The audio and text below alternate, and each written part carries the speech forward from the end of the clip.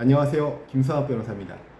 저는 대한변호사협회 공식인증 제주 형사전문변호사이자 제주지방법원 재판부별 국선변호사, 제주지방법원 논스톱 국선변호사를 역임하면서 수많은 형사사건의 변론을 성공적으로 수행해왔으며 현재 다수의 형사사건을 수임하여 변론하고 있습니다. 최근 금융범죄 가운데 가장 빠르게 증가하는 범죄가 바로 보이스피싱입니다. 특히 최근에는 본인이 직접 범행에 참여하지 않았음에도 불구하고 자신의 계좌가 보이스피싱 범행에 이용되어 수사 대상이 되는 사례가 급증하고 있습니다. 실제로 계좌만 빌려주었다, 단순 아르바이트인 줄 알았다, 누군가 내 계좌를 무단으로 이용했다는 상황이 매우 빈번합니다. 문제는 계좌가 범행에 사용되었다는 사실만으로도 사기방조죄, 전자금융거래법 위반, 범죄수익 은닉방지법 위반 등 다양한 형사 책임을 물을 수 있다는 점입니다. 오늘은 실제 사건을 많이 다루는 제주 보이스피싱 변호사의 관점에서 계좌가 범죄에 사용된 경우 반드시 알아야 할 핵심 대응 포인트를 설명드리겠습니다. 많은 사람들이 나는 몰랐으니까 괜찮겠지라고 생각하지만 보이스피싱 사건은 그렇게 단순하지 않습니다. 다음과 같은 상황도 모두 수사 대상입니다.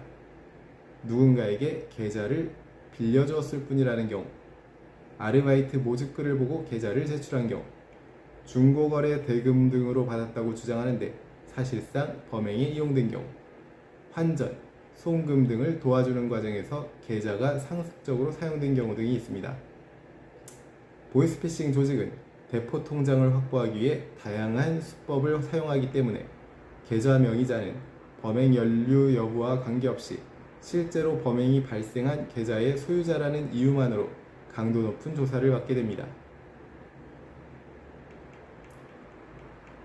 보이스피싱 계좌로 의심되면 은행에서 다음과 같은 조치를 취합니다.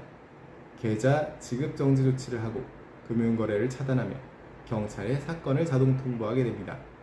이때 가장 중요한 것은 지체 없이 경찰과 은행 담당 부서에 사실관계를 알리고 해명 준비를 시작하는 것입니다. 보이스피싱 조직은 대부분 고수익 아르바이트, 계좌 인증만 해주면 돈을 준다, 급하게 대금을 받을 계좌가 필요하다는 등의 명목으로 계좌를 요구합니다. 그러나 이러한 아르바이트는 대부분 범행도구 제공 행위로 단정되며 수사기관은 이를 매우 엄격하게 판단합니다. 따라서 다음과 같은 주장은 대부분 받아들여지기 어렵습니다. 돈만 잠깐 맡아달라는 줄 알았다, 계좌만 인증하면 되는 합법적인 대행인 줄 알았다, 지인의 부탁이라 별 의심 없이 계좌 정보를 줬다는 이와 같은 주장은 받아들여지기 어렵습니다. 따라서 무심코 하는 행동이라도 형사처벌을 피하기 위해서는 고의가 없었다는 것을 입증할 객관적 자료가 필수적입니다. 보이스피싱 사건은 설명 태도, 진술 내용의 일관성, 계좌 사용 기록 등이 매우 중요합니다. 다음과 같은 내용을 철저히 준비해야 합니다.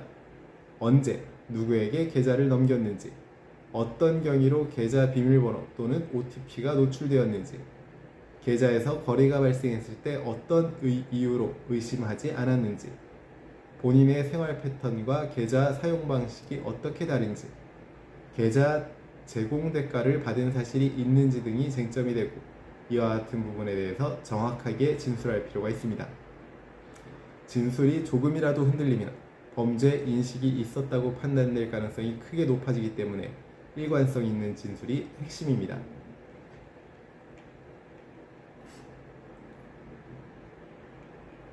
현재 보이스피싱 혐의에 대한 법률적 도움이 필요하시다면 언제든지 제주 형사전문변호사 김성학 법률사무소를 찾아주시면 신속, 정확한 해법을 제시해드리겠습니다.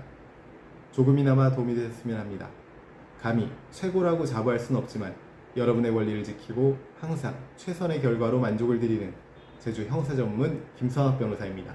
감사합니다.